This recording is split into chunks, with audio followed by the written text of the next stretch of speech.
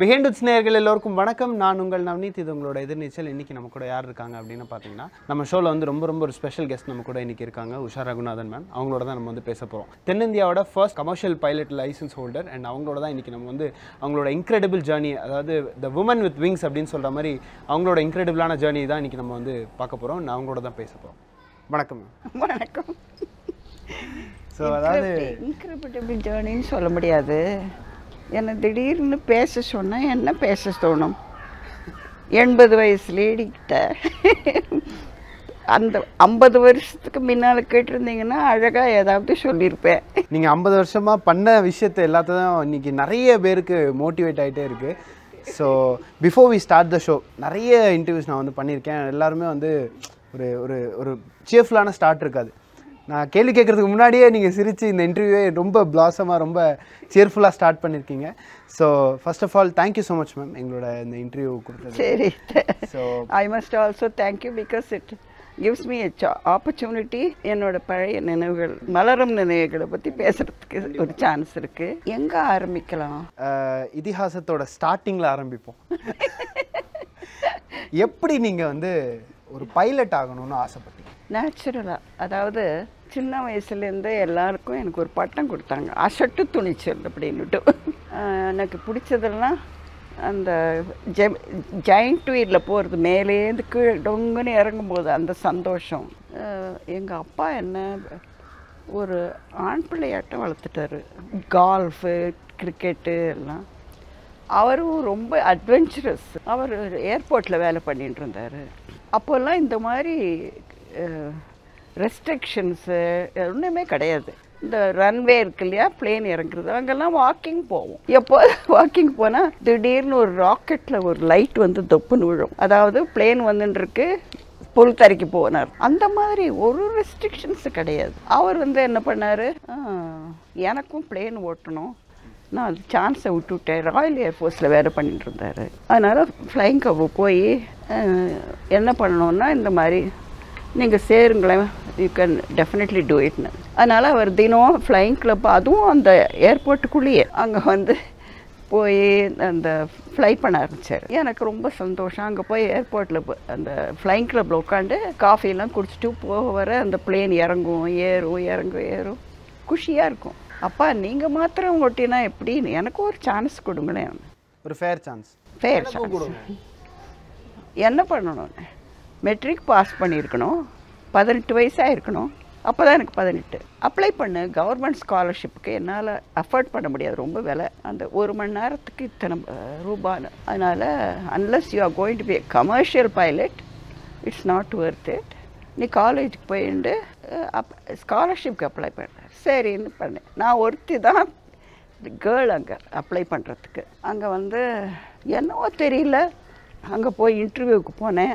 அவர் கேட்டபோது எனக்கு ரொம்ப பிடிச்சிருக்கு, இது சேரணும்னு ஆசையாக இருக்குது. நீ பாதியில் விட்டுட்டு போயிடுவியா?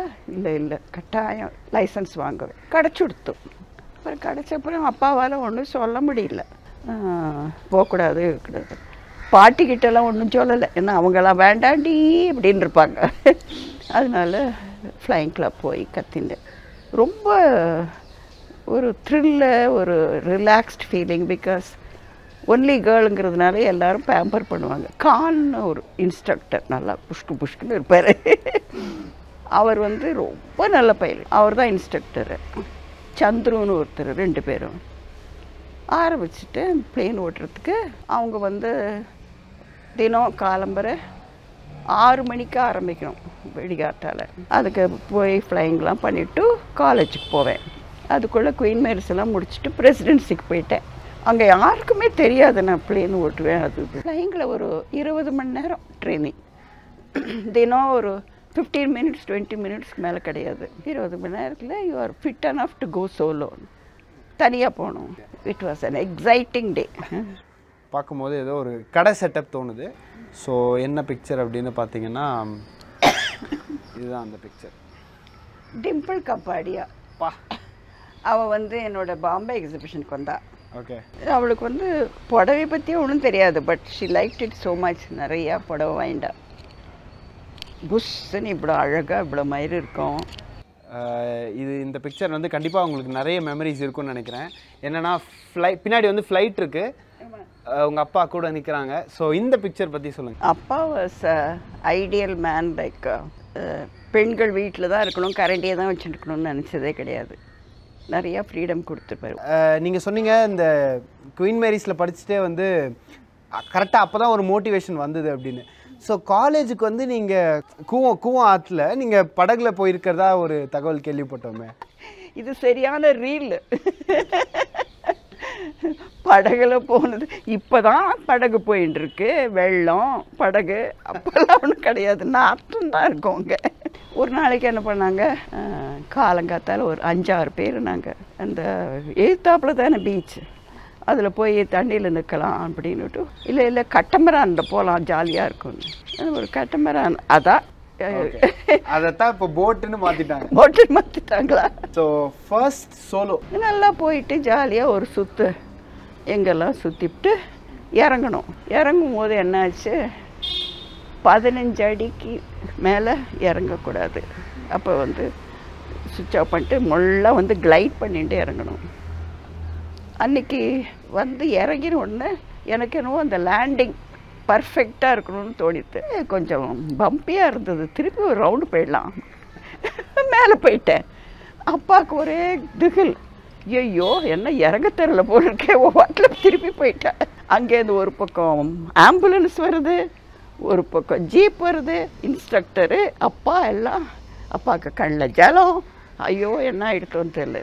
நான் நல்லா திருப்பி ரிலாக்ஸ்டாக போயிட்டு திருப்பி வந்து இறங்கினா கரெக்டாக லேண்ட் ஆகிடுது. அவர் ஓடி வந்தார் ஜீப்பில், பின்னாலேயே ஆம்புலன்ஸு. என்ன ஆச்சுமா? இல்லைப்பா சும்மா அந்த லேண்டிங் சரியில்லை போல தோணித்தான், சும்மா ஒரு 100 ரவுண்டு போகலாமே போனேன். That is how it was. Very simple. Loop இப்படி போகணும், ஸ்பின் டெஸ்ட்டுன்னுட்டு மேலே போயிட்டு இப்படி திருப்பி விடார் பம்பர் மாதிரி, அதுக்கு கிடுன்னு இறங்கணும். கரெக்டான ஹைட்டில் வந்தவுடனே அந்த சரிப்படுத்திக்கணும், இல்லாட்டா பள்ளம் வந்து உள்ளே போய் நேராக லிஃப்ட் எடுத்துகிட்டு மேலே தான் போகணும். அந்த that was very very scary, but I did it. அதுக்கப்புறம் லெஜிஸ்லேஷன் எக்ஸாமினேஷன் பிளேனில் தப்பு பண்ணோன்னா இட் நெவர் ஃபர்கிவ்ஸ் யூ. அவ்வளோதான், that's the end of the story. அதனால் அந்த லெஜிஸ்லேஷன் எக்ஸாமினேஷனாக நல்லா கத்திண்டு பர்ஃபெக்டாக பாஸ் பண்ணணும். அதுலேயும் நான் பாஸ் பண்ணிட்டேன். So I got the licence, A license. That is, I used to fly Tiger Mothன்னு. இந்த பக்கம் 2 இது, இந்த பக்கம் 2 இது. நடுவில் வந்து இருக்கிற சீட்டில் நான் பின்னால் அந்த மாதிரி இன்ஸ்ட்ரக்டரோட உட்காந்துக்கணும். அவரோட நேரம் பார்க்க முடியாது, அந்த இதில் தான் ஸ்பீக்கரில் தான் பேசணும். அந்த மாதிரி இருந்தது. மேலே வந்து தினம் ரெட்டை பின்னல் பின்னிட்டு ரிப்பன்லாம் கட்டின்னு போவேன். அந்த காற்றுல ஏன்னா மேலே கவரிங் கிடையாது, தினம் 2 ரிப்பன் டர்ன்னு எல்லாம் பிச்சுன்னு போயிடும் காற்றுல. அவ்வளோ it's very unusual. First time without any இன்ஸ்ட்ரக்டரோ இல்லை கைடன்ஸ் இல்லாமல் மேலே போகும்போது நீங்கள் சொன்னீங்கல்ல, ரோலர் கோஸ்டர்லேருந்து கீழே வரும்போது ஒரு ஃபீலிங் இருக்கும், ஒரு தைரியம் இருக்கும், ஒரு சந்தோஷம் இருக்கும்னு. அது உங்களுக்கு இருந்ததா? அதை பற்றி சொல்லுங்கள். அந்த பிளேனில் ஓட்டும்போது எதை பற்றி யோசிக்கிறதுக்கு டைமே கிடையாது, கரெக்டாக பண்ணணும். அதனால் நான் இன்ஸ்ட்ரக்டர் என் மேலே இருக்கிற நம்பிக்கை வச்சு எனக்கு சேர்த்துட்டார்ல, அதனால் நான் வந்து லேடின்னு தனியாக ஒன்றும் இது கிடையாது, ரிவார்ட் கிடையாது. I am one of them. அவங்க வந்திருக்கிற ஜென்ட்ஸ் எப்படி இருக்குது ட்ரீட்மெண்ட் பண்ணுறதோ அதே மாதிரி தான் எனக்கும். அதனால் இட் வாஸ் என்ன சொல்கிறது. அப்புறம் பிற்காலத்தில் அந்த மாதிரி அனுபவம் வாழ்க்கையிலையும் இருந்தது. ஸோ நீங்கள் நிறைய ஃப்ளைங் ஹார்ஸ் பண்ணியிருப்பீங்க. ஸோ ஒன் பர்டிகுலர் வேறு லெவல் எக்ஸ்பீரியன்ஸ் அப்படின்னு சொல்லணுன்னா அது எந்த ஒரு எக்ஸ்பீரியன்ஸாக இருக்கும்? அண்ட் ரொம்ப ரஃப் லேண்டிங்காக இருக்கலாம், ஒரு ரஃப் டேக் ஆஃபாக இருக்கலாம், இல்லை ரொம்ப பயமாக இருந்த ஒரு சிச்சுவேஷன், அந்த மாதிரி ஏதாவது இருந்தால் எங்களோட பகிர்ந்துக்கோங்க. சாதனை பற்றி பேசினேன், சோதனை வேதனை அதுவும் இருக்குது, எல்லாத்துலேயுமே லைஃப்பில் இருக்கிற மாதிரி. சோதனை என்னன்னா, அதுக்குள்ளே நான் காலேஜில் படிச்சுட்டு இருக்கும்போது எனக்கு மாப்பிள்ளை பார்த்து கல்யாணம் நிச்சயம் எடுத்து அவர் வந்து என்னை பார்த்துட்டு போனார். அப்புறம் வந்து சோலோ அடுத்த நாள் போனோம். எல்லா ஆவரேஜ் லேடி மாதிரி எனக்கும் உணர்ச்சிகள் அது இது அப்படி வந்துட்டு டம்முன்னு இறங்கித்து பிளேனு. இன்ஸ்டெட் ஆஃப் கிளைடிங் இறங்கி அப்படியே டங்குன்னு இப்படி விழுந்து கொடுத்து மூக்கு வந்து அந்த மண் தரைக்குள்ளே போயிடுது. It is nothing very serious, is all right, அது ஒன்றும் தப்பு இல்லைன்னு சொல்லிவிட்டு திருப்பி எனக்கு பிளேன் ஓட்டுறதுக்கு சான்ஸ் கொடுத்தாங்க. ஸோ ஐ பிகேம் திருப்பி எல்லாத்தையும் ஓட்டி லைசன்ஸ் வாங்கிட்டு அதுக்கப்புறம் இந்த மாதிரி 2வது தடவை தப்பு பண்ண தப்பே கிடையாது. ஐ டோல்ட் யூ, ஒரு செகண்ட் வேறு ஏதாவது யோஜனை வந்தால் இட்ஸ் வெரி டேஞ்சரஸ். அதில் இருக்கும்போது அந்த ஃபோக்கஸ் பண்ணணும், அதான் தட்ஸ் வெரி இம்பார்ட்டன்ட். கரெக்டாக அந்த ஹைட்டில் கரெக்டாக அது பண்ணால் தான் கரெக்டாக வரும். அந்த காலத்தில் வந்து first commercial pilot licence holder south இந்தியாவிலே அப்படின்னு சொல்லும்போது கமர்ஷியல் பைலட் இல்லை. கமர்ஷியல் பைலட்டுன்னா இந்த ஏ லைசன்ஸ்னா ப்ரைவேட் பைலட் லைசன்ஸ். இது பாஸ் பண்ண அப்புறம் நிறைய ஃப்ளை பண்ணணும், நிறையா. டு பிகம் பெரிய பிளேன் ஓட்டுறதுக்கு தகுதி வேணும்னா அதுக்கு தகுந்த மாதிரி நிறைய ட்ரைனிங் இருக்குது. இது வந்து ஓசின்னு சொல்லக்கூடாது, பட் கவர்மெண்ட் ஸ்காலர்ஷிப்பில் வந்ததுனால 60 மணி நேரம் ஓட்டலாம், அதுக்குள்ளே லைசன்ஸ் வாங்கி எல்லாம் பண்ணியிருக்கணும். Which I did. 60 மணி நேரம் பண்ணி லைசன்ஸ் வாங்கியாச்சு. ஸ்பின் டெஸ்ட் பண்ணுறதுக்கு போனோம். அப்போ I was already expecting a child. அது எலுமிச்சம்பழ ஜூஸ் எல்லாம் குடிச்சு விட்டு வயிற்று பெருட்டாத இருக்கிறதுக்கு அந்த ஸ்பின் டெஸ்ட் பண்ணி முடித்தேன். And then unless you are very serious becoming a commercial pilot, there B license அது பேர், அதுக்கு பண்ணணும்னா அதுக்கு தகுந்த மாதிரி. லாஸ்ட்டாக நீங்கள் ஓட்டின ஃப்ளைட் எக்ஸ்பீரியன்ஸ் எப்படி இருந்தது? அதில் லாஸ்ட் இல்லை, அதுக்கப்புறம் கூட நிறையா ஓட்டியிருக்கேன். பிகாஸ் ஐ வாஸ் மை கான்சாபோட ஃபேவரட் ஸ்டூடெண்ட். நான் நிறைய போயிருக்கேன். அப்பா என்ன பண்ணார், அவர் எனக்கு மேலே ரொம்ப அட்வென்ச்சரஸ். ஏற்காடு மலையில் போய் இறங்கணும்னு ஆசைப்பட்டார். ஸோ ஏற்காடு மலையில் வந்து அவர் இன்னொரு பைலட்டையும் கூட்டிகிட்டு வச்சுட்டு அங்கே போய் இறங்கணும், அதையும் பண்ணார். நான் வந்து போகும்போது டில் he was 55 or so he was flying. So அதனால் அப்பாவோட நிறைய பிளேனில் போயிருக்கேன். ஸோ அடுத்த சாப்டருக்கு நம்ம போவோம். சரி. ஜேர்னலிஸ்ட் லைஃப், ஜேர்னலிஸ்டாக that நீங்கள் was very இருந்திருக்கீங்க. ஸோ அதை பற்றி சொல்லுங்கள். How did that happen? அப்போ வந்து எல்லா பேப்பர்லேயும் என்னை பற்றி இருந்தது. பேப்பர் நியூஸ் 18 வயது கல்லூரி மாணவனின் சாதனை அப்படின்னு போட்டு இந்த பிளேன் ஓட்டினதை பற்றி எல்லாம் ஹிண்டு, மெயிலு, தமிழ் பேப்பர் எல்லாம். அப்போ ஆனந்த விடலேருந்து மணியன், உங்களோட அனுபவத்தை எல்லாம் இங்கிலீஷில் எழுதி கொடுங்க, நான் டிரான்ஸ்லேட் பண்ணிக்கிறேன்.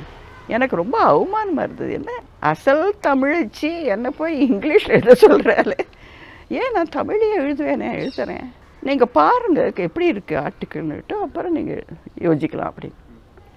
So I wrote an article, விமானம் ஓட்டினேன்னு ஒரு ஆர்டிக்கிள் எழுதினேன். அதில் வந்து they liked it very much. ரொம்ப நிறைய கட்டுரை கதையெல்லாம் எழுதலாமே, why don't you do it. அது அந்த ஆனந்த விடலில் ஃபோட்டோகிராஃபோட அந்த ஆர்டிக்கிள் வந்தது. அதுக்கு ரொம்ப அப்ரிஷியேஷன் இருந்ததுனால கதையெல்லாம் கூட நீங்கள் எழுதலாம், எழுதி பாருங்களேன். That is how I got into it. Nagesh ஏதோ ஒரு ட்ராமாவில் சொல்லுவார், அவள் அழகாக இருப்பான்னு சொன்னேனே தவிர அழகு பண்ணிப்பான்னு சொல்லவே இல்லையே அப்படிம்பார். அந்த ஸ்லோகனை வச்சுட்டு எல்லா சினிமா ஸ்டார் ஒரு வாரத்துக்கு ஒருத்தர் அவர்கிட்ட போய் நீங்கள் அழகாக இருப்பதன் ரகசியம் என்ன அப்படின்னு கேட்கணும். அவங்க நல்லா சுற்றுவாங்க. இது முதல்ல ஆரம்பித்த போது சவுகார் ஜானகி வந்து ரொம்ப இன்ட்ரெஸ்டிங் லேடி, நிறையா பேசுவா. அப்போது நான் ஏன் இந்த மேசரி போட்டுருக்கேன்னு உனக்கு தெரியுமா உஷா? இல்லையே, என்ன சமாச்சாரம்? மூக்கு சப்பையாக இருந்தால் பேசரி போட்டுட்டா அட்டென்ஷன் பேசரி மேலே போயிடும், மூக்கு மேலே இருக்காது அது அப்படின்ட்டு சொல்லி அந்த மாதிரிலாம் நிறையா டிப்ஸ் கொடுத்தாங்க. இல்லை, நீங்கள் ஜெயலலிதா அம்மாட்ட போயிருக்கீங்களா? பட்டாயம் நிஜமாவே மழுன்னு இருப்பாங்க வெள்ளையா. அதே மாதிரி எல்லாரும் ஜெயலலிதா, அப்புறம் சரோஜா தேவி வந்து அப்படி உட்காண்டிருப்பா. அம்மா அப்படிம்பா. அங்கே வந்து காதுக்கு தோடு போட்டுக்கிறதுக்கு ஒரு பொண்ணு வந்து கொடுக்கும், அதை போட்டுப்பா. அந்த மாதிரி ராணி மாதிரி இருந்தாங்க. எல்லோரும் என்ன பண்ணுவாங்க, நான் இன்டர்வியூக்கு போகிறேன்னு பக்கத்து வீட்டு மாமி, எழுத்த வீட்டு பொண்ணு எல்லாம் நானும் கூட வரேம்மா, நான் வேணா கூட வரேம்மா, எனக்கு பார்க்கணுன்னு இருக்கு இந்த ஆக்ட்ரஸ்ஸு. ஒரே டிமாண்ட் எனக்கு ஆக்ட்ரஸ் காமிக்கிறதுக்கு. அந்த மாதிரி பண்ணினேன் நிறையா. ஸோ அந்த டைமில் வந்து கட்டுரைகள் வாசிக்கிறது, இந்த புத்தகங்கள் வாசிக்கிறது, அப்புறம் வந்து இந்த மேகசின் வாசிக்கிறது ரொம்ப ஒரு ஃபேமஸான விஷயமா இருந்தது. ஸோ இன்ஃபேக்ட் நம்ம சோ சாரோட கதைகள் நிறைய படிச்சிருப்போம், உங்களோட கதைகள். ஸோ இப்படிலாம் இருக்கும்போது அந்த டைமில் லைக் எப்படி இருந்தது? சோ சார் நிறைய எழுதுவார், ஜெயலலிதா அம்மா பற்றி நீங்கள் மீட் பண்ணியிருக்கிறதா சொன்னீங்க. ஸோ இவ்வளோ ஒரு அனுபவங்கள் பார்க்கும்போது எப்படி இருந்தது உங்களுக்கு? I also was excited about meeting actresses as average lady. அவள் என்ன சொல்ல போகிறா இந்த வாரம் தெரியலையேன்னு போவேன். சோ என்று தேன்மழை பொழிகிறதுன்னு அவரோட கல்யாணத்தை பற்றி எழுதினேன். அவர் கல்யாணம் பண்ணிட்ட பொண்ணு என்னோடய சொந்த அத்தை பொண்ணு. அதனால் I was given a lot of ப்ராமினன்ஸு.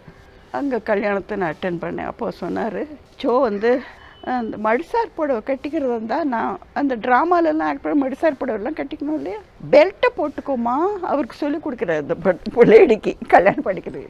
அவன் மடிசார் போட்டு பெல்ட்டை போட்டுட்டு he was always he had a group of drama actors. அவரோட ஃப்ரெண்ட்ஸ் எல்லாம் வச்சுட்டு தான் இருப்பார். And very intelligent. அவர்கிட்ட பேசுகிறது ஒரு எக்ஸைட்டிங்காக இருக்கும். என்ன சொல்ல போகிறாரு அடுத்து எங்களோட பகிர்ந்துக்க முடியுமா? சோ சாரோட பேசுனது எக்ஸைட்டிங்கான ஒரு தருணம். எனக்கு கொஞ்சம் லேசாக பயம், ஏதாவது காலவாரி விட்டுருவார் ஏதாவது பேசினோன்னா. அவரோட இன்டெலிஜென்ஸுக்கு டிஃப்ரெண்ட் லெவல். அதனால் நம்ம இது பேசினா அந்த லேடிஸோட ரொம்ப பழகவும் மாட்டார். அது கொஞ்சம் குட்டி தான் உட்காந்து வைப்பார் அந்த மாதிரி. அதனால் ஐ மூட் வித் ஹிம். நான் ரொம்ப கிட்டக்க போக மாட்டேன், ரொம்ப தூரக்கே வேடிக்கை பார்ப்பேன். அவரோட பொண்ணுக்கு சவுந்தரான்னு பேர், அவரோட ஒய்ஃப் சாய்ன்னு தான் பேர், CHOI. அவள் பேர் சாய், இவர் பேர் சாய்ன்னு ரொம்ப வேடிக்கையாக இருக்கும். அதான் சமாச்சாரம். Well, I met with lot of people, exciting people. அதுலேருந்து டிவிக்கு போனேன், ஆர்டிகிள்ஸ்லாம் எழுதிட்டு இருந்தேன். டிவியில் வந்து என்னை பற்றி ஒரு சூர்யான ஒரு மேகசீனில் 10 most beautiful career women of South India போட்டாங்க. அதில் யாரோ ஒருத்தர் வந்தார், குமார்னு ஒருத்தர் வந்து இன்டர்வியூ பண்ணி என் ஃபோட்டோ எடுத்து போட்டார். நல்லா ஃபோட்டோ எடுத்திருந்தார். அதனால் அதை வெட்டி டிவிக்கு அனுப்பிச்சேன். I like to have an audition, எனக்கு ஒர்க் பண்ணோன்னு இருக்குது. உடனே அவங்க கூப்பிட்டு ஒரு ஜாபு கொடுத்தாங்க. அந்த ஒரு செக்ஷன் ஃபார் ஒன்லி லேடிஸ் அது மாதிரி இருந்தது. ஆமாம், அதில் நிறையா இன்டர்வியூ பண்ணியிருக்கேன், நிறைய பேர் இன்டர்வியூ பண்ணியிருக்கேன். கேமரா என் மூஞ்சிக்கிட்ட வந்ததுன்னா அதை போகிற பரிதாபம் வேறு ஒன்றும் கிடையாது. படன்னு மாரடிச்சுக்கும், உதடெல்லாம் உணர்ந்து போயிடும். இதில் வச்சுட்டு நான் என்னத்தை டிவியில் கம்பேர் பண்ணுறது? அதனால் கடைசியாக ஒரு கேள்வி. இந்த ஷோ நம்ம நிறைய விஷயங்கள் சொன்னீங்க, நிறைய இன்ஸ்பைரிங்கான விஷயங்கள் சொன்னீங்க. அதாவது ஒரு ஹிஸ்ட்ரியில் வந்து warrior is not born, warrior is band அப்படின்னு சொல்லுவாங்க. ஸோ அந்த மாதிரி உமன் வித் விங்ஸ் அப்படின்ற மாதிரி நான் நிறைய பேர் உங்களை செல்லமாக அன்பாக கூப்பிடுறது உண்டு. ஸோ கடைசியாக ஒரு விஷயம் என்னென்னா, இன்றைக்கி இருக்கக்கூடிய பெண்களுக்கு எல்லாருமே வந்து எல்லா துறையிலும் சாதிச்சிட்ருக்காங்க, பெண்களும் சரி ஆண்களும் சரி. இப்போ குறிப்பாக பெண்களுக்கு நீங்கள் சொல்லக்கூடிய ஒரு மெசேஜ் அப்படின்னா என்னவாக இருக்கும்? தைரியத்தை விடாது. பெண்களுக்கு வந்து லைஃபே அவ்வளோதான் நினச்சிக்கக்கூடாது. யாருமே பர்ஃபெக்ட் கிடையாது. அதை அட்ஜஸ்ட் பண்ணிட்டு எப்படி சந்தோஷமாக இருக்குன்னு கத்திட்டு நான் இருந்த மாதிரி எல்லாருமே சந்தோஷமாக இருக்குன்னு கற்றுக்கோங்க. டிப்ரெஷனே கூடாது.